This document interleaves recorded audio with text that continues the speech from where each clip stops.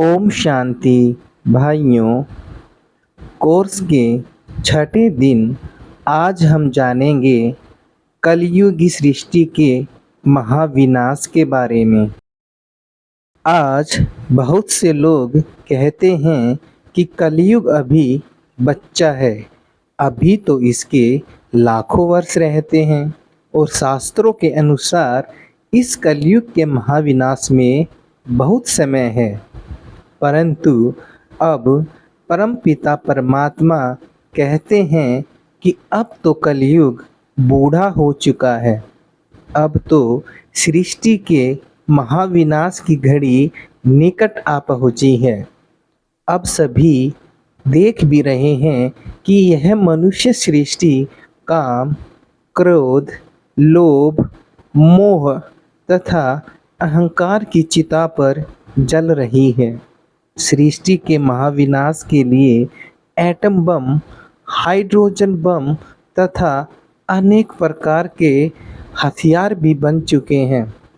अतः अब भी यदि कोई कहता है कि महाविनाश दूर है तो वह घोर अज्ञान में है और कुंभकर्णी निद्रा में सोया हुआ है। वह अपना अकल्याण कर रहा है। अब जबकि परमपिता परमात्मा शिव अवतरित होकर ज्ञान अमृत पिला रहे हैं तो वे लोग उनसे वंचित हैं।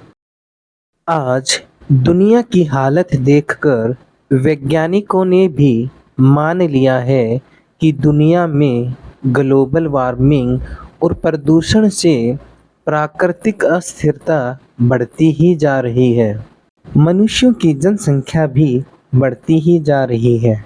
दुनिया में खाने व पीने के पदार्थों की लगातार कमी होती जा रही है और साथ ही लोगों में अनिद्रा, मानसिक बीमारियां व तनाव भी लगातार बढ़ता ही जा रहा है।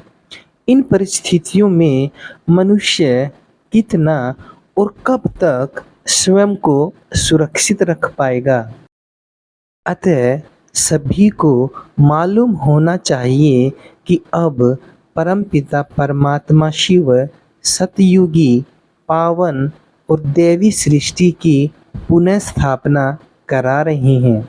वे मनुष्य को देवता अथवा पतितों को पावन बना रहे हैं।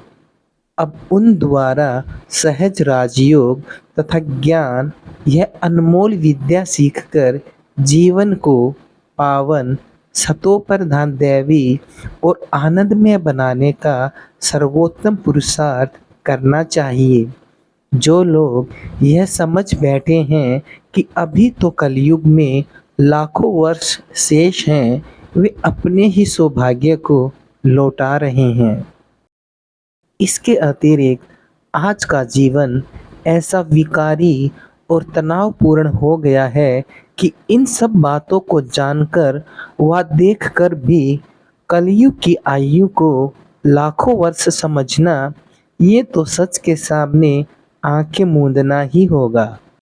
भाइयों, आगे हम जानेंगे क्या रावण के 10 सिर थे। रावण किसका प्रतीक है? शास्त्रों के अनुसार रावण को एक बहुत बड़ा विद्वान माना गया है, इसलिए उसके हाथ में वेद और शास्त्र दिखाते हैं।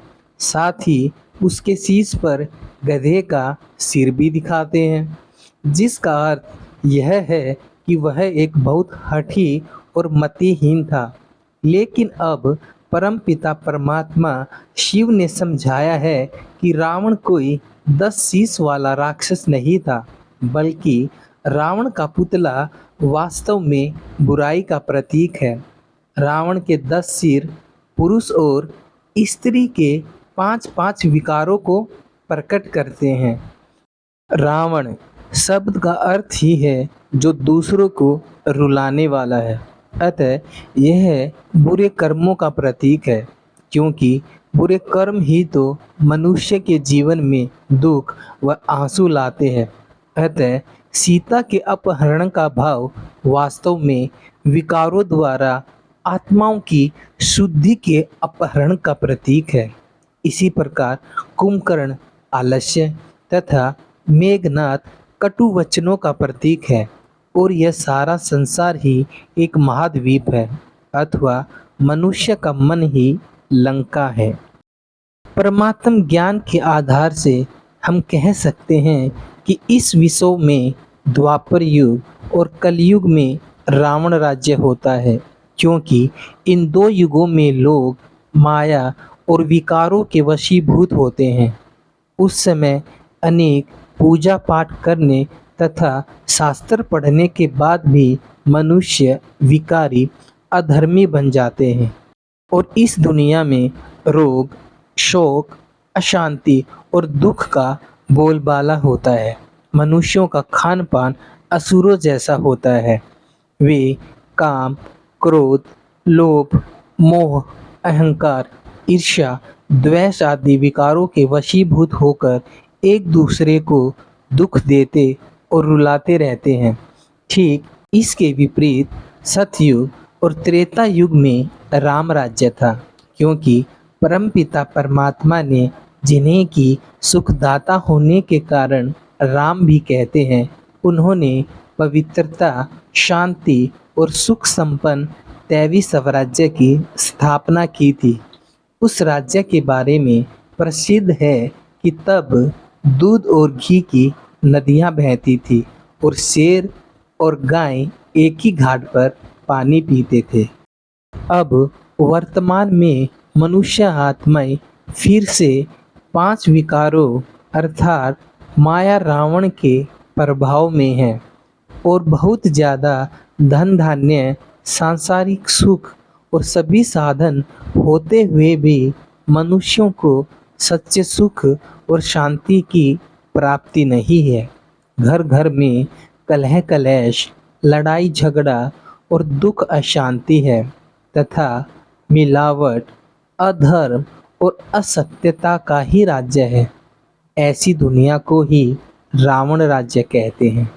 अब परमात्मा शिव गीता में दिए अपने वचन के अनुसार सहज ज्ञान और राजयोग की शिक्षा दे रहे हैं और मनुष्य आत्माओं के मनोविकारों को खत्म करके उनमें दैवी गुण धारण करा रहे हैं।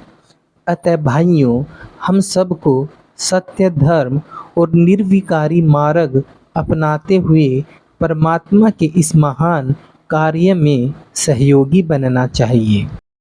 आगे हम जानेंगे कि मनुष्य के जीवन का लक्ष्य क्या है।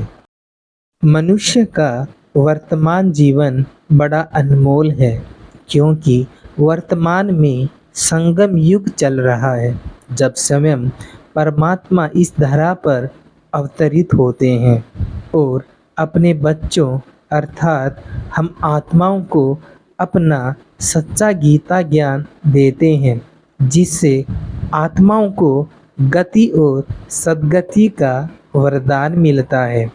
यही वो संगम युग है जिसमें हम अपना बेहद का भाग्य बना सकते हैं और पुरुषार्थ करके विश्व का मालिक बन सकते हैं।